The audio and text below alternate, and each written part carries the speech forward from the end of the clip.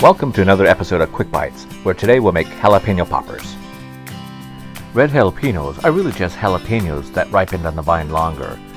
They also do tend to be a tad spicier as well. And if you like your jalapeno poppers hot, just leave some of the ribs and seeds in.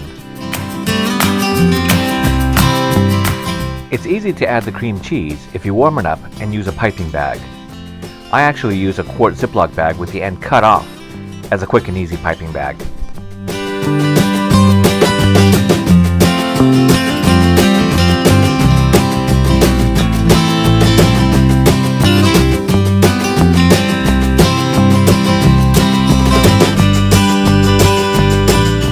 I bake for about 20-25 minutes or until it starts to brown on top.